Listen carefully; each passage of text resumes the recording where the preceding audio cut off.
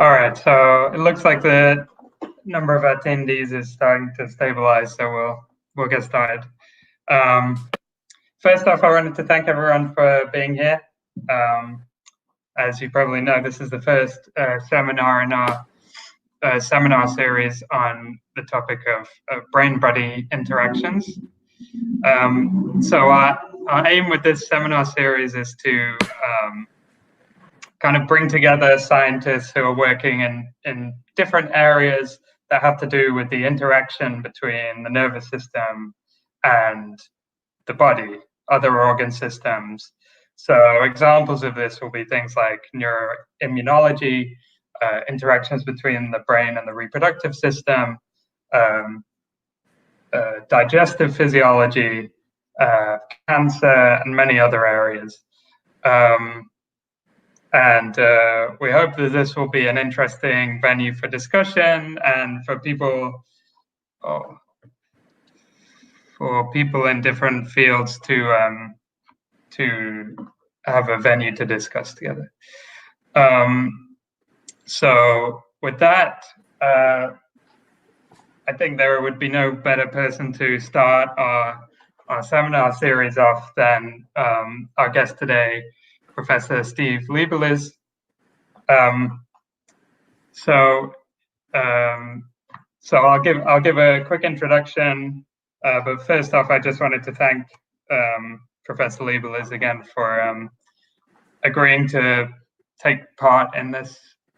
Sorry, my connection's a bit unstable. For agreeing to take part in this seminar series and being our first guest.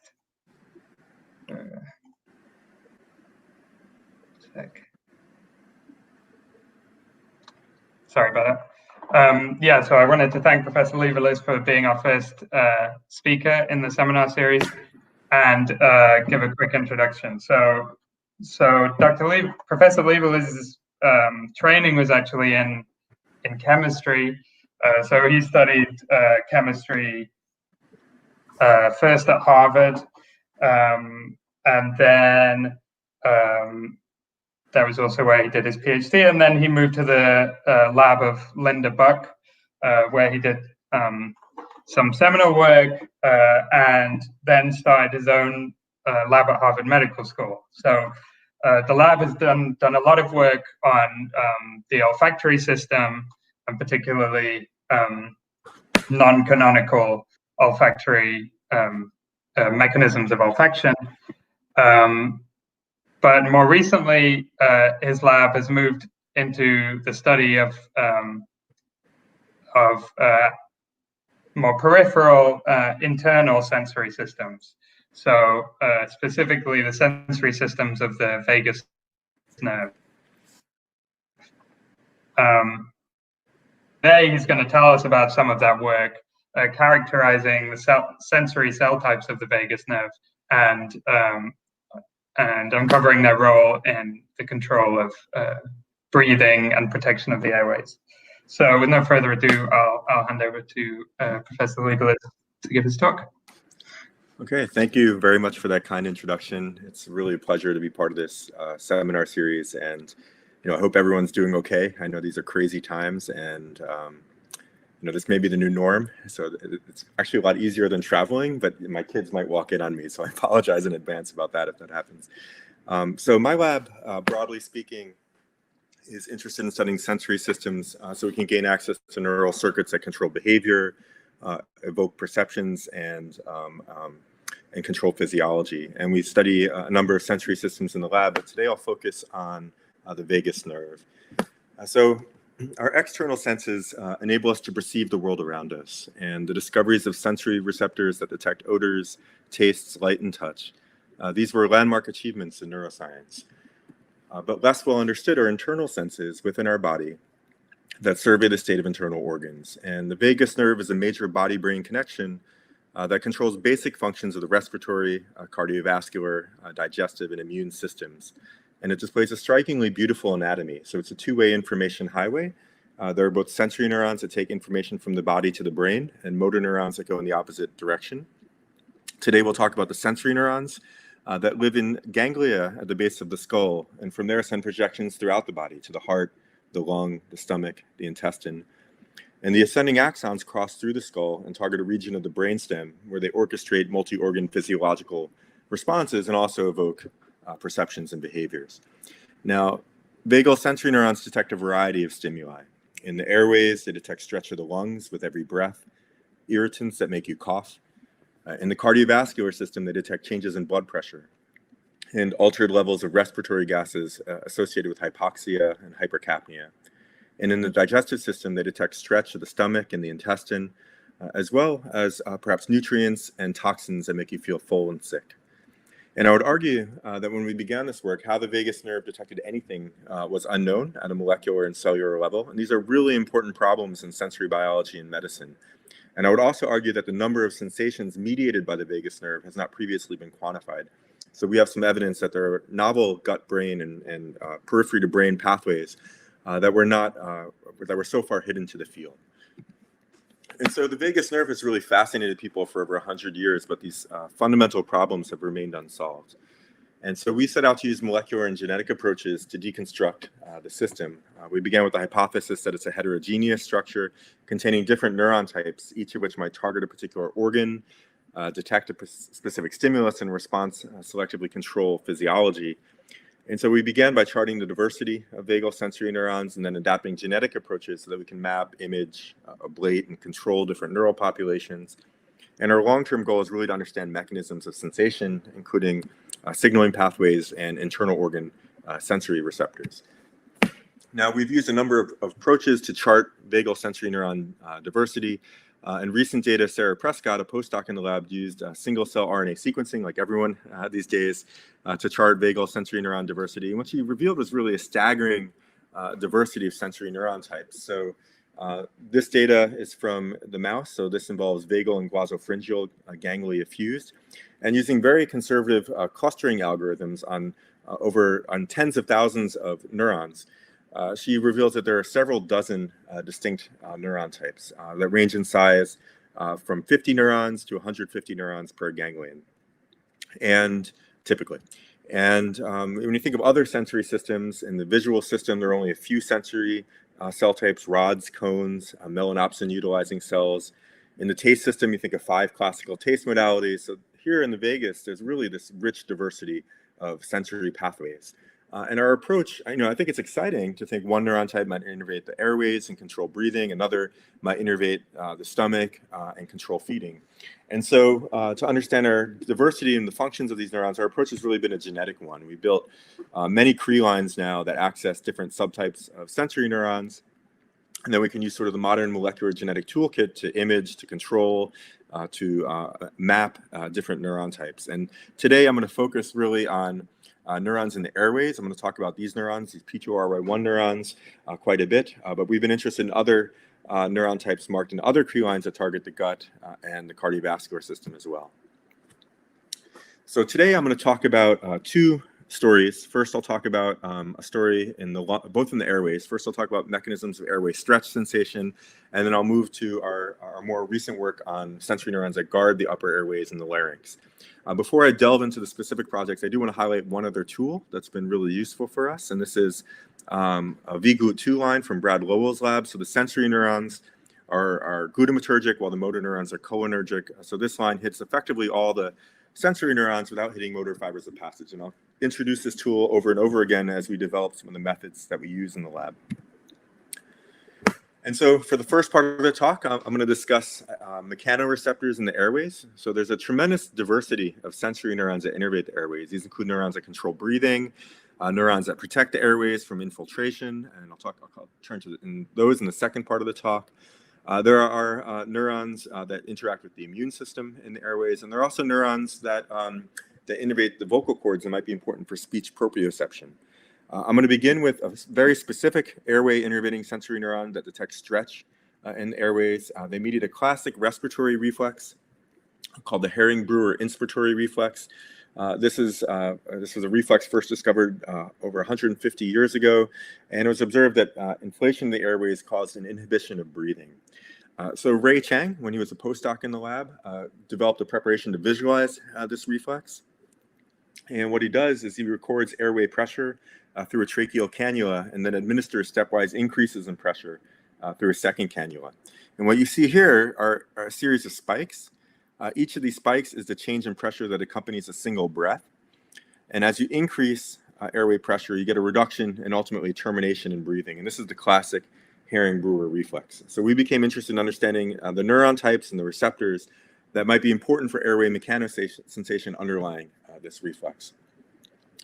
And our approach to unravel this was to initially to find the neuron types that are relevant. So to do this, Ray turned to an optogenetic strategy. He wanted to identify neurons that inhibited breathing when he activated them.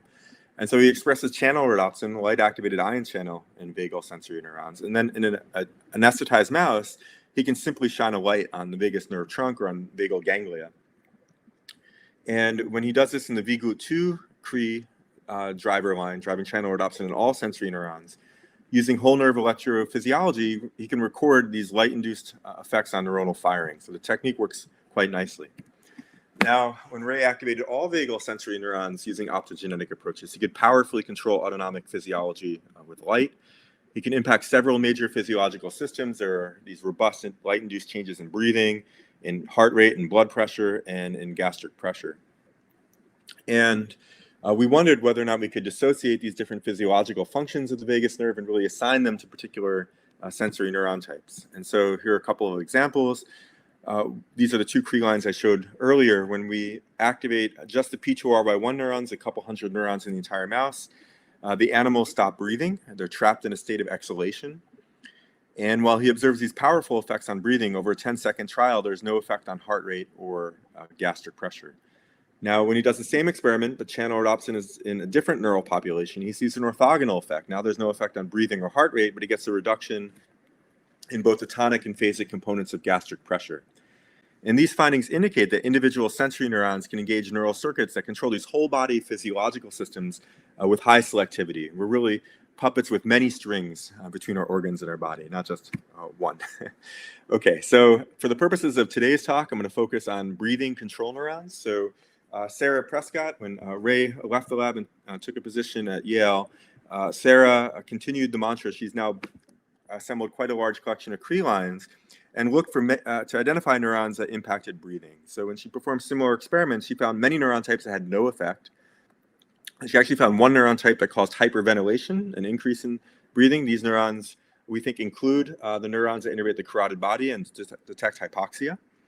And she also found Cree lines, neuron types that inhibit breathing, including piezo2 neurons, neurons marked by piezo2 Cree, and neurons marked by P2RY1 Cree. And so we reasoned that these neuron types might be excellent candidates to detect airway stretch. And so to test this, we turned to an in vivo imaging paradigm in vagal ganglia. And this is work from Erica Williams, who was an MD PhD student in the lab. So she uses genetically encoded calcium indicators, GCAMPs, that are expressed in vagal sensory neurons. And then in an anesthetized mouse, you can surgically expose the ganglion while leaving connections to the periphery intact. And then she can make various perturbations in the periphery and record responses at the level of the ganglion. And in the first experiment I'll show you, she simply puts an electrical stimulator on the nerve trunk and gives pulses of electricity. This is what she sees, so vagal ganglia, GCAMP fluorescence. She gives pulses of electricity. She can see neurons firing. She can image over 100 neurons per an imaging session. She has single neuron resolution. And importantly, she can genetically tag the responding neuron using orthogonal fluorophores. So electrical stimulation is the control Erica uses to ensure neuron viability, and then she's moved to other stimuli. So she can stretch the stomach by inflating a surgically implanted gastric balloon. This activates between 15 and 20% of vagal sensory neurons.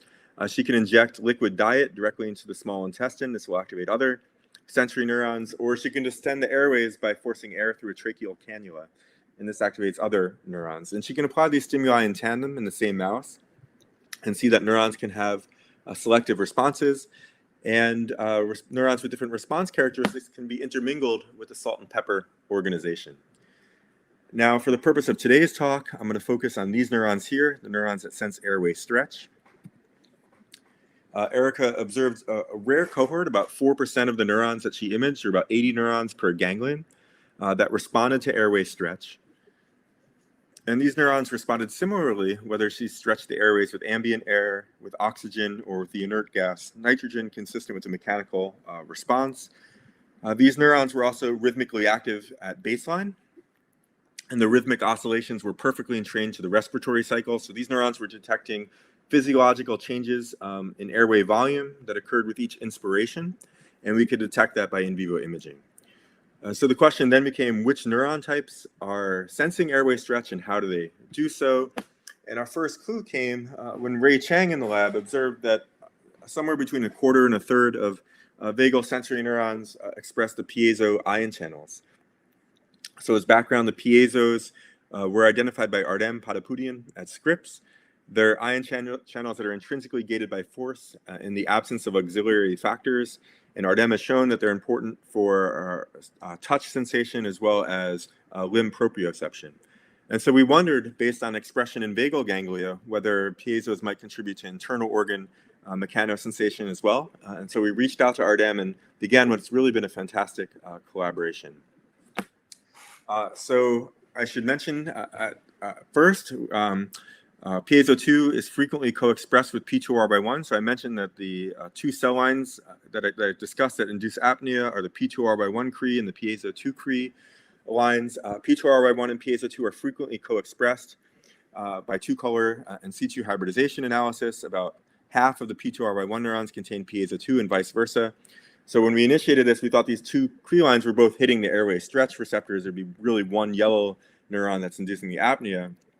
But instead, I'll show you, as we followed up, I'll show you evidence that instead there are two different apnea-promoting neurons. One is a green cell type marked in P2R1, and the other is a red cell type marked in the piezo2 Cre line. And the reason we think this is the first clue came from Erica's imaging data. So this is a little bit of genetic gymnastics. So she crosses the Cre lines with a Cre-dependent tomato reporter and then has a global GCAMP allele so that she can image the responses both in the Cre positive and in the Cre negative neurons in the same experiment.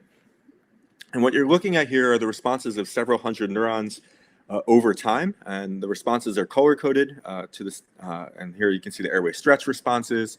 The magenta bar indicates the tomato positive cells, and the black bars indicate some of the tomato negative cells and the total number image shown here. And the point is, the punchline here is that airway stretch responses occur in predominantly in the piezo2 positive, but P2R1 negative neurons. So this told us that there were two populations of neurons that inhibited breathing. First, airway stretch, which is a known stimulus that inhibits breathing, activates piezo2 neurons and causes reflexive apnea. P2R1 neurons do not sense airway stretch, but induce apnea through another reflex. And I'll come back to one sensory stimulus that activates P2R1 neurons in the second part of the talk. Okay, so P2R1 neurons, piezo2 neurons sense airway stretches. Piezo2 itself essential for that. So as background for that, piezo2 knockout mice die at birth due to respiratory distress. And Ardem was interested in tracking the neuron types and the cell types that are relevant for this respiratory lethality. So Ardem made a Cre-dependent piezo2 allele, a FOX piezo2 allele, and crossed it with a number of different Cre lines. And one of the Cre lines that he used was a FOX2B Cre. So FOX2B drives expression in vagal ganglia, at least the largest of the vagal ganglia, the nodose ganglion, as well as the inferior petrosal ganglion, and as well as some neurons in the brainstem, as well as enteric neurons. And these mice actually survive. So they weren't relevant for Ardem's respiratory lethality phenotype. And then we were quite excited because then we obtained them from Ardem and we could ask whether these mice had deficits to any of a variety of internal organ stimuli. And what Ray observed was that in these piezo2 cell-specific knockouts, that responses to airway stretch were completely lost. So this is a whole nerve electrophysiology experiment where Ray is recording responses to airway stretch through the tracheal cannula experiment I mentioned. And he sees sort of a nice graded response, as well as a response to intraperitoneal serotonin that activates other sensory neurons. And in the piezo2 knockout, the animal's responses to airway stretch are completely lost, even at very high magnitudes of airway stretch. So this piezo2 is absolutely essential for airway stretch sensation. What does this mean physiologically? Well, the animals have increased tidal volume during passive breathing, and they've also lost this Herring-Brewer inspiratory reflex that I mentioned earlier. So here we can visualize the reflex. These, just to remind you very quickly, these are the breaths, and as we increase airway pressure, there's a reduction in termination of breathing. If we do the same experiment in the piezo2 knockouts, what we see is something quite remarkable. Actually, the animals continue to breathe normally in a manner that's independent of airway volume. So we've completely dissociated the effect of airway volume on breathing dynamics. And so piezo2 is essential for this airway stretch reflex.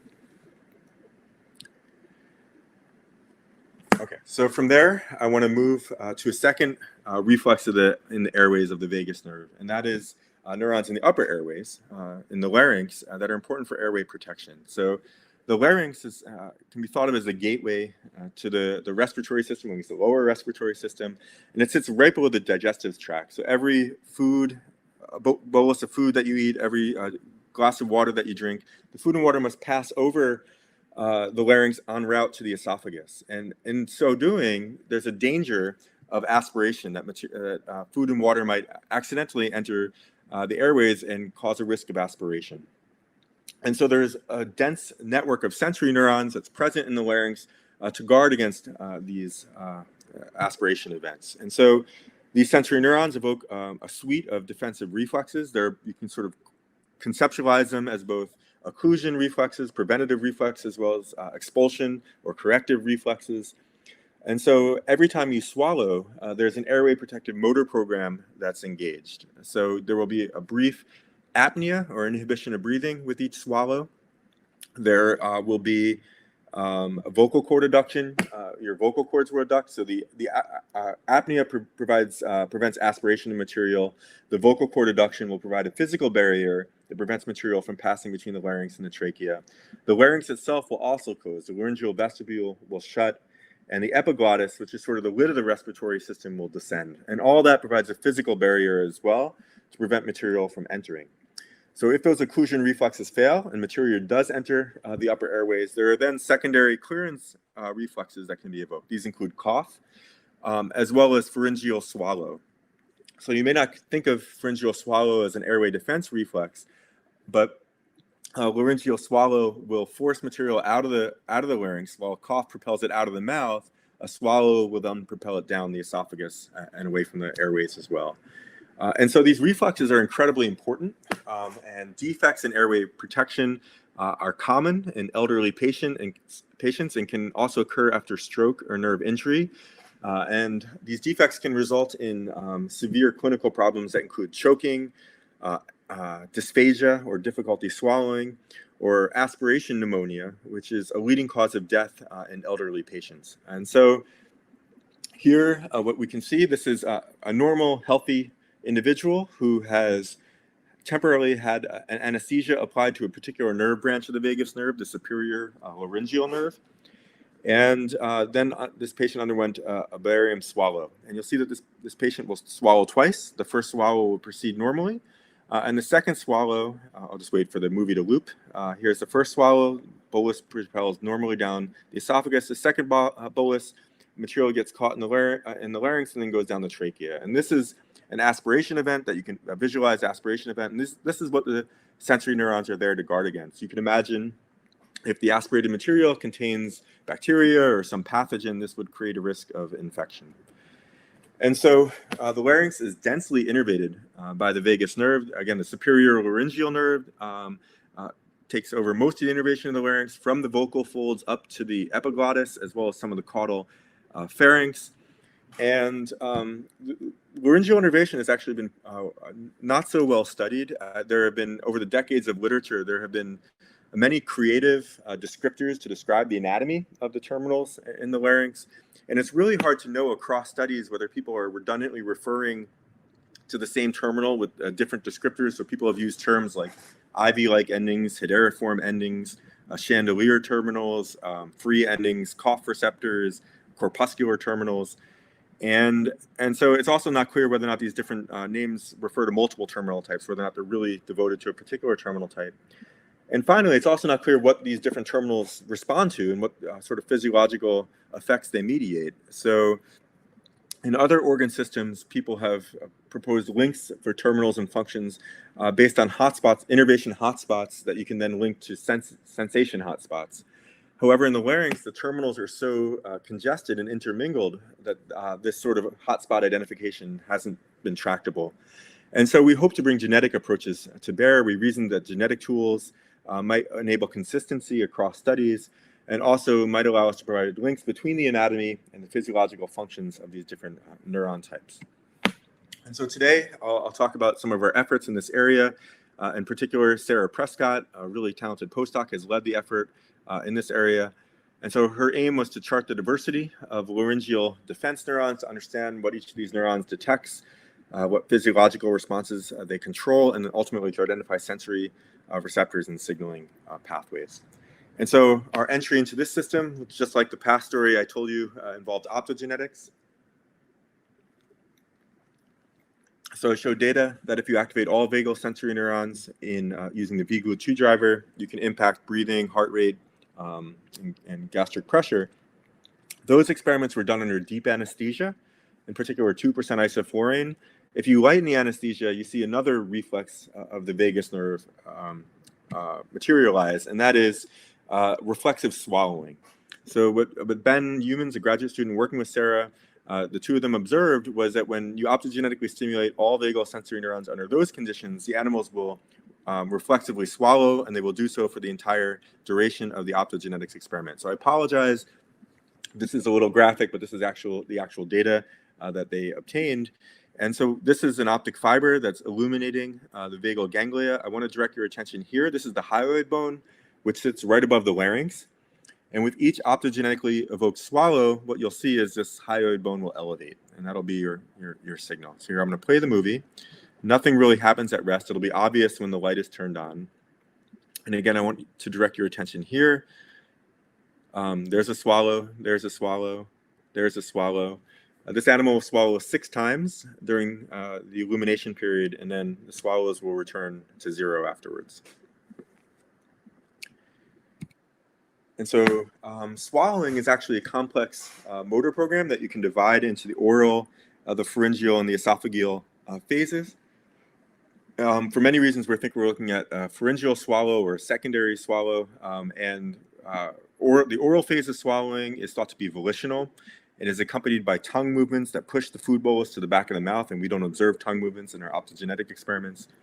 The esophageal phase of swallowing is associated with esophageal contractions, which we occasionally observe, but we think are due to an occasional saliva push from the secondary swallow that's moved into the esophagus. But we don't see, that's a minority of the experiments. I should have just said we don't see esophageal contractions with every optogenetically evoked swallow. Instead, we think these are secondary swallows. And we can characterize several other hallmarks of a secondary swallow. So when we measure tracheal pressure, there's a transient apnea that occurs with each optogenetically evoked swallow. When we measure the activity of the digastric muscle, which sits right above the hyoid bone, using an EMG recording, you see this sharp spike in activity of the digastric muscle. And then there's also a sharp spike in the pharyngeal pressure. So through all these hallmarks of pharyngeal swallow, that's how we assign this from the optogenetic experiments. Now, in addition to seeing this reflexive swallowing behavior, when we activate all vagal sensory neurons, we also see another reflex called an expiratory reflex. Now, it's debated whether mice cough.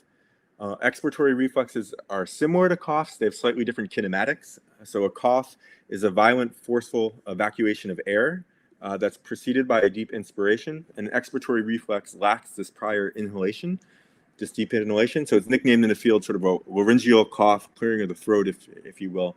And so we see these when we do these optogenetic experiments. So this is what a representative trace from Sarah's data looks like. The yellow shading is when the vagus nerve was illuminated. And this particular animal swallowed 5 times based on the spikes in the pharyngeal pressure and EMG recordings that you see. And there are 2 expiratory reflexes. And so we wondered which neuron type, we have this large assortment of sensory neurons that Sarah had defined transcriptionally. And so we wondered which of these neuron types might be relevant for the airway defense response. So Sarah, with her expanded genetic toolkit, simply applied all these different Cree lines in her optogenetic assay and looked for those that evoked both swallows and expiratory reflexes. And what she observed was it was neurons marked in the P2R1 Cree that evoke both of these reflexes, while she observed more rarely with a distinct neuron type marked in MPY1R neurons, and many other neuron types did not elicit a swallowing response, including, I should mention, the chat Cree line, which hits the motor neurons. These are from sensory neurons that innervate the larynx, so airway innervating sensory neurons. And we believe this because we can move the optic fiber around and illuminate different nerve branches of the vagus nerve, and we get this effect of under anesthesia with the superior laryngeal nerve branch illumination, and not from the pharyngeal branch of the vagus or the glossopharyngeal nerve branch from the fused ganglia. We also think these are sensory neurons and not motor neurons. This is consistent with data that motor control swallows through other facial nerves. I mentioned the chat Cree line had no effect. We also did experiments where we transected the vagus nerve and stimulated above the stump above or below the transection point. And we only got the swallowing if we illuminated above the transection point, consistent with the idea that the information needs to go up to the brain. So our data suggests that indicates that these are laryngeal sensory neurons that are evoking a swallow. Now, the P2R1 Cree line hits a few different clusters, not just a single cluster. It hits about 10 to 15% of the vagal sensory neurons. This includes 5 clusters where it's expressed to high levels, and there are 4 other clusters that may express lower levels of P2R1.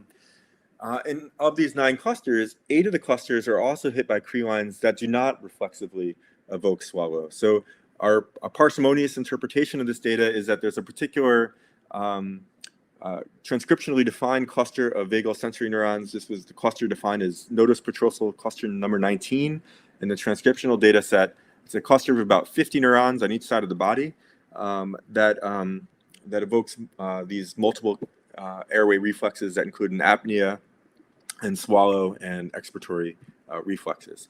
So we wanted to look at one other feature of airway protection, and that is to look at the vocal cord dynamics to see whether or not there was vocal cord adduction when we activated these sensory neurons. We visualized the vocal cord dynamics using a miniaturized endoscope in the mouse that we accessed through the trachea. And so just to walk you through what you'll see is that with each breath, the vocal cords constantly expand and contract. So they maximally abduct. The glottic area is maximal with each inspiration, and there will be partial adduction or partial decrease in glottic area with each exhalation. And when we activate the vagal sensory neurons, we'll see this complete glottic closure event. So here, these are the vocal cord dynamics. You focus your attention here. You can see the expansion and contraction that occurs during breathing. And then when we activate the sensory neurons, you get this complete glottic closure. And then when the light is turned off, the normal breathing dynamics come back.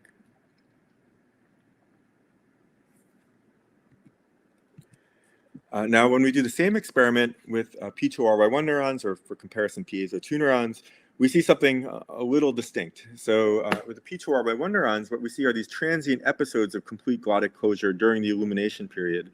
And these transient episodes are completely synchronized with each optogenetically evoked swallow. So each swallow is evoking a transient apnea under this anesthesia, a transient apnea, and a transient glottic closure. Now, when we do the same experiment with piezo2 neurons, this is another neuron that impacted breathing under the lighter anesthesia. What we see is a different reflex. Instead, we see a decrease in the maximal extent of glottic abduction during inspiration when we activate these neurons. The punchline here is that the vagal P2RY1 neurons are evoking this coordinated motor program for airway protection that includes expiratory reflexes, pharyngeal swallows, and associated vocal cord adduction and inhibition of breathing. And so this raised the possibility that these neurons were detecting particular airway challenges or airway threats and evoking these reflexes in response. And so we developed a preparation where we can visualize protective responses to airway challenge. So this was an experiment from Ben Humans in the lab. And what Ben did is he perfused stimuli through the larynx. Now, the larynx is an incredibly mechanically sensitive area of the body. So after very careful titration, he settled on a very slow perfusion rate of about 100 microliters per minute that bypassed these mechanical reflexes. And he found that if you perfuse saline presumably mimicked saline at a concentration that mimicked the natural mucus in the larynx, that at this slow rate, there was no reflexive swallowing. If you switched from one saline solution to another, there was no swallowing associated with changing the stimulus solution. However, if you changed from saline to a few other stimuli, you would get reflexive swallowing. This included water, acid, and high salt. He also saw many other stimuli that did not evoke swallowing when dissolved in saline. This included sweet receptor agonists, saccharin and sucrose, amino acids, bitter receptor agonists, trip agonists for TRPA1 or TRPV1. And he did as well see swallowing when he inserted the mechanical probe into the larynx as well. And so the stimuli that evoke swallow were at least partially distinct from classical taste modalities. And I'll come back to why that's interesting in a little bit. Again, these are airway sensory neurons that are mediating these responses to water and to high salt and acid. I guess the idea behind water is when you drink a glass of water, and the idea behind acid is that you also have to protect your airways when material comes up in reverse. So when gastric contents are, during vomiting, for example, when gastric contents pass near the airways, acid, the conceptual idea is that acid might provide a signal in that event. And so these are laryngeal sensory neurons. We can cut the nerve branch that innervates the larynx, and you can abolish the responses to water, salt, and acid. Responses to force are eliminated. Presumably in this paradigm, we're tickling a little bit of the caudal pharynx as well, and that's why we're getting some residual swallows. But again, water, salt, and acid are through the larynx. And so we wondered whether or not any of these stimuli required the vagal P2RY1 neurons. And so to investigate this, we used a genetic approach to eliminate the P2RY1 neurons. Sarah generated P2RY1 Cree mice crossed with a diphtheria toxin receptor. So mouse cells are normally resistant to diphtheria toxin, but you can render them sensitive by expression of the human receptor. And there's others who created a Cree-dependent receptor allele, DTR allele, for use in mice. And then Sarah can bilaterally inject diphtheria toxin directly into vagal ganglia. And after very careful titration, she can very effectively eliminate the P2RY1 neurons in vagal ganglia while sparing other Cree-expressing cells in the ganglia, and also sparing other, Cree-negative cells in the ganglia, and also sparing P2RY1 neurons elsewhere in the body. I should note that if we do this using a VGLUT2 driver, so again, all sensory neurons, animals die. So there are vagal sensory neurons that are essential for life, even simple life in a mouse cage. But the P2RY1 neurons the mice can tolerate eliminating them, and then we can ask whether or not they have any deficits in this laryngeal perfusion assay. And so Ben took these mice and asked whether or not they had he could get reflexive swallowing when he perfused stimuli through the larynx. I'll just direct your attention to the red bars. And responses to salt and to force were normal after ablating P2RY1 neurons, while responses to water and to acid were either were reduced or lost in these animals, suggesting that P2RY1 neurons are communicating the sensation of water and acid in the larynx to evoke these reflexes. And so water and acid sensation in the larynx mechanisms have been debated. For example, it's been debated whether the sensory neurons are first order or directly sensing these stimuli, or second order and receiving input from some sort of upstream sentinel cell. And so to get some clues into this, we want to understand what P2RY1 neurons looked like in the larynx. What was the anatomy of their terminals? And so we used an approach that a graduate student, David Strolik, previously developed in the lab to map Cree-expressing vagal sensory neurons. What Dave did was he injected Cree-dependent AAVs that encode fluorescent proteins directly into vagal ganglia, and this enabled him to visualize vagal sensory neurons both within the body as well as their axon terminals in the brain. And he's using this, you can see fibers in a number of different organs. So here, this is a whole mount view of an entire lobe of a mouse lung. You can see these beautiful vagal fibers coursing along the major airways in the lung.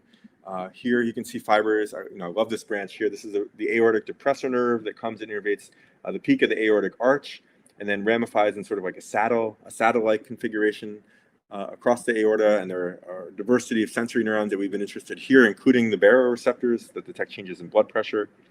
And we also see sensory neurons that innervate the gut and either function as mechanoreceptors or innervate intestinal villi. And these are the GPR65 neurons, an image from the GPR65 tracing experiment from the Cree line I showed earlier.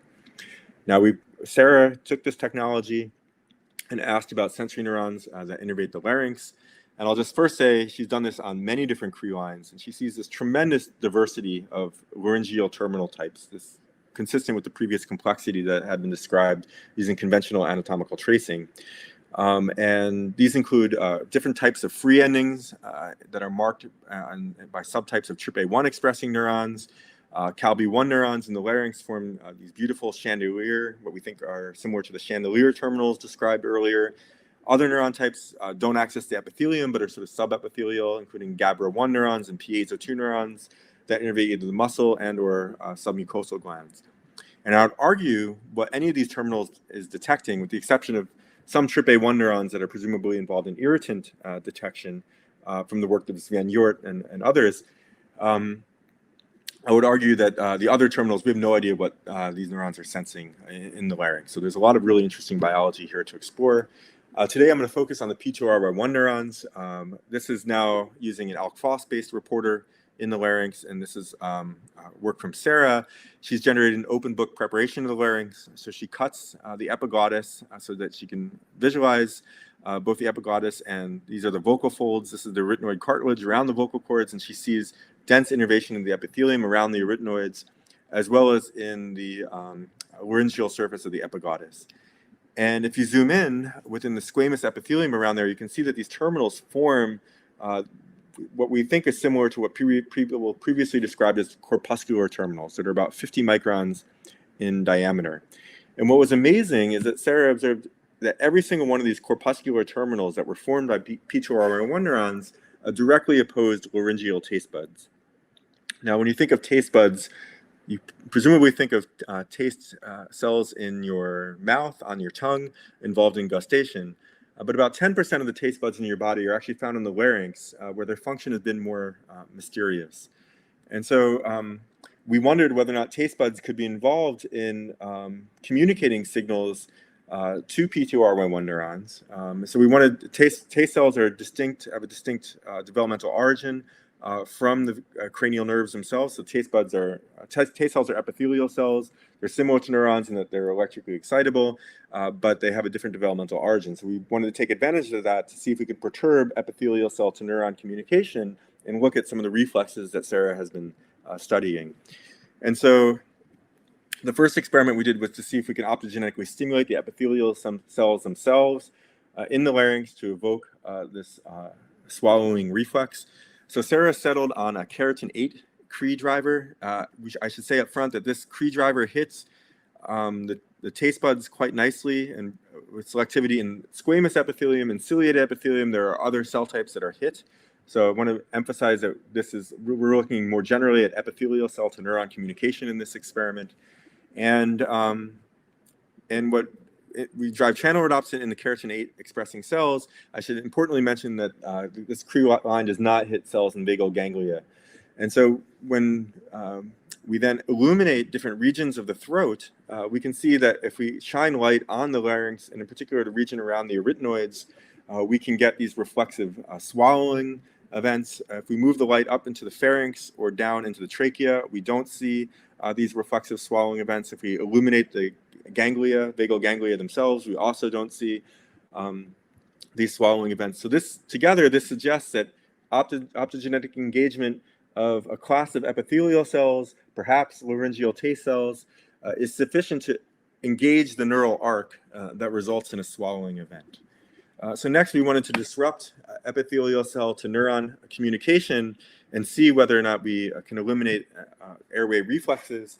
And so to do this, we relied on a trick from Tom Finger's lab at University of Colorado, where they observed that signaling from taste cells on the tongue underlying salty, sour, bitter, sweet, and umami taste relied on ionotropic ATP receptors. So the model that's out there is that taste cells involved in gustation release ATP as an extracellular neurotransmitter. This activates ionotropic ATP receptors on the afferent nerves.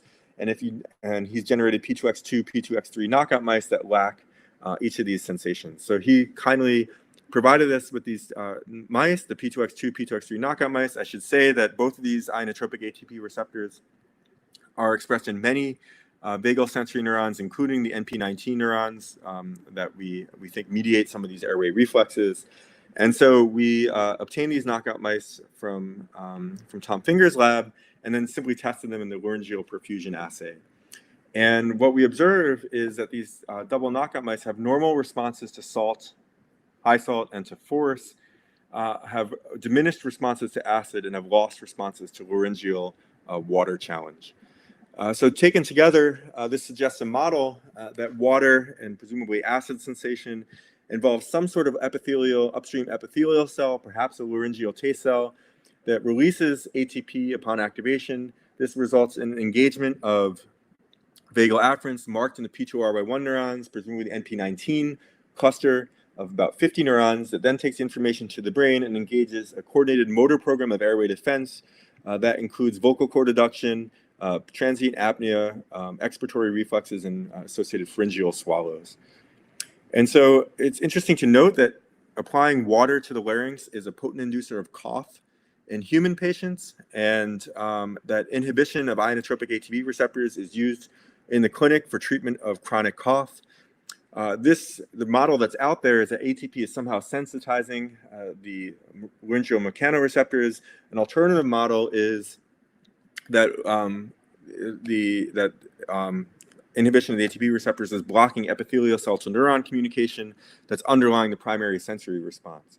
Now, inhibition of the ATP, these ionotropic ATP receptors, eliminates responses to some stimuli but not to others, suggesting that these pharmacological agents might be more effective at evoking, at functioning as an inhibitor of chronic cough, depending on the nature of the offending stimulus. And I think as we learn more about the types of stimuli that can evoke a cough and the underlying sensory mechanisms, we might be able to tailor therapies in a more rational way.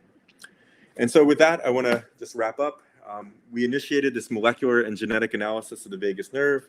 We identified many receptors and cell types of the vagus nerve, and then adapted genetic approaches so that we can map, image, ablate, and control different neural populations. We found, today I talked about neurons that innervate the larynx and mediate airway protection, other neurons that sense airway stretch and are important for normal breathing dynamics. And in work I didn't have time to talk about, we've also been interested in neurons that innervate the GI system, as well as neurons that innervate the cardiovascular system and mediate baroreceptor reflex and other reflexes. And I'll also note that there are many other neuron types that we found that we have no idea what they're doing in the body. So there's just a ton of work still to do at the cellular level. And ultimately, what we care about are molecular mechanisms. We've identified, together with Ardem Patapoutian, roles for the piezo ion channels in airway stretch sensation and in the baroreceptor reflex. But there are several dozen other cell types where we still need to work out primary sensory pathways.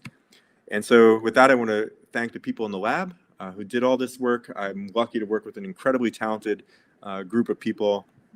Dave Strolik really started all this. He did sort of initial cell classification schemes and using GPCR expression, and also developed an approach for genetic mapping of vagal sensory neurons, anatomical tracing. Ray and later Sarah really led the genetic charge on the vagus nerve. Ray also did the optogenetics work that I talked about and led our collaboration with Ardem on piezo2 and airway stretch sensation. Erica developed the in vivo imaging paradigm and studied GPR65 neurons. Sarah did the single cell sequencing work, and also led, together with student Ben Newmans, led the work on the laryngeal defense pathway. And with that, I'm happy to take any questions. Thank you for your attention.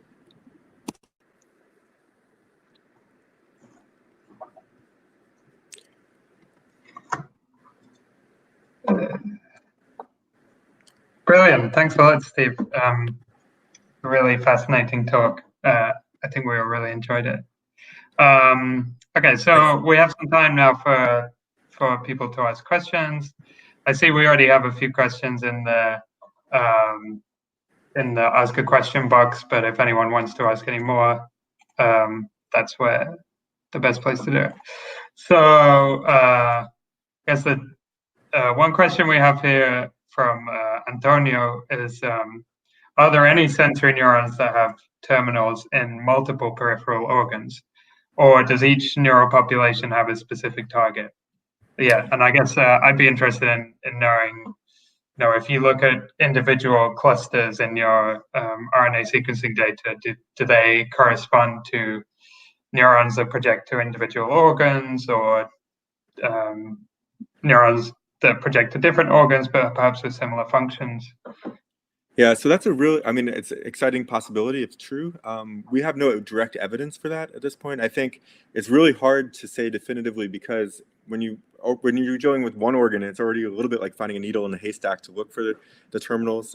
If you're trying to use very sparse labeling so that you can make sure you're only looking at one neuron or a small number of neurons, and then find that needle in two different haystacks is just it's a daunting technical challenge. So you can imagine reverse approaches where you label two different organs and look for co-staining.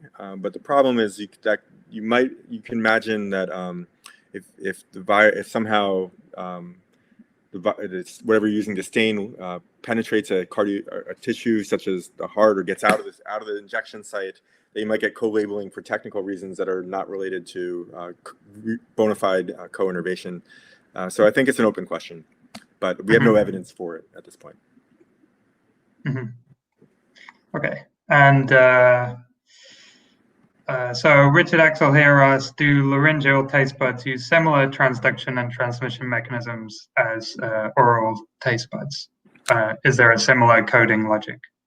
Yeah, we're very interested in that. So that's work we're just beginning to look at now with hopefully with the COVID-19 situation. We can get back into lab at some point to see whether or not, perform single cell seq on the laryngeal taste buds, look at pathways, see whether or not the OTOP channels that Emily and Charles have pinpointed for sour taste transduction, see whether or not they play a role in proton sensation in the larynx. So I think these are great questions that we're interested in moving forward. Yeah, great. And so Rita here is asking whether you did the laryngeal stimulations in animals that were fully fed, sated, or water deprived, and whether the internal state of the animal might have any influence on responses. Yeah, we haven't looked at laryngeal stimulation. Thirst pathways or anything like that. I think that would be really interesting to see. Look at whether or not these P2RY1 neurons are relevant for thirst would be really fascinating, and look at state-dependent responses if true. So right now, our work has been really in the airways, but I think it would be fascinating to see how conserved mechanisms are and how things are engaged downstream. So that's also future direction. Mm-hmm. Yeah, cool. Carlos is wondering whether vagal sensory neurons can be used to influence cognitive processes in the animal. So if they can kind of access conscious awareness, and whether you can condition animals using stimulation of laryngeal taste buds. Yeah, so we don't really understand the neural basis of consciousness, so I hesitate based on external track tracing and things like this to make conclusions. Certainly, when you're full, when your stomach is stretched. So there are neurons that communicate that evoke perceptions. When you're sick, when you're full. So does that address the question? Yeah. I think he is wondering whether you could use stimulation of laryngeal cells to condition animals in like a learning assay. We haven't tried anything like that. So. Yeah.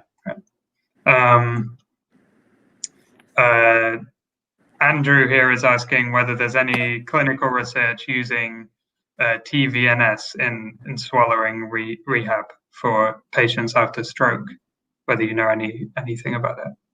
Yeah, right now there aren't very good therapies for people who have dysphagia or risk, carrying the associated risk of aspiration pneumonia. So I think, there's not to my knowledge. Their vagal nerve stimulation is used for just about everything. So I don't see why. Whether we can talk offline about what effects may be real and what might not be, Yeah, so I think in principle you could imagine everything is very tightly synchronized on a temporal scale to when the swallowing bolus is needed. So there are presumably would be tight technical challenges to enabling that, but you can imagine. Mm-hmm. Yeah, and then Catherine Evans here is asking, given that opioids are some of the most potent cough suppressants, do you know if they impact this pharyngeal cough reflex that you've shown us today? Yeah, we haven't tested that, but it could be interesting to look at both whether things are acting centrally or peripherally. We have tools to do that because You can measure in the context of optogenetic experiments. If things are acting peripherally, it would presumably be overridden by the optogenetic experiments, but not if they're acting centrally. So it would be you can gain insight into mechanisms of action, some insight using. You can imagine using the optogenetic approaches. So we haven't looked, I guess, is the short answer to that question. Yeah, and one last question from Emery Yaxi. So I think he asked this in the first part of the talk, and you answered it to some extent in the second part of the talk, but I was wondering if you might want to expand. So he asked, Airway cilia in humans were suggested to detect chemicals, i.e. denatonium, and modulate beating frequency of cilia. So would you see chemosensory signals in vagal ganglia upon delivery of chemosensory cues in the respiratory tract? And I guess he's asking particularly about bitter sensation. Yeah, so there's this report that brush cells in the airway and the respiratory and airway epithelium will express some of the bitter receptors. We did some pilot experiments where we perfused denatonium and other bitter receptor agonists and did not see a response, but there are many reasons why those experiments would be negative. So yeah, it's worth revisiting. Yeah. Cool. All right. So that's all the questions, and I just wanted to thank you again for taking part. I'll also thank you for the invitation. It's an honor. It's a pleasure. We really enjoyed it. I just want to flag up as well that next week's talk, which will be from Professor Michael Schwartz at the Weizmann Institute, who's a pioneer in the field of neuroimmunology. So that'll be at the same time next Monday. See the website for more information. And I hope to see you all then. Thanks a lot. And thanks again, Steve. Bye.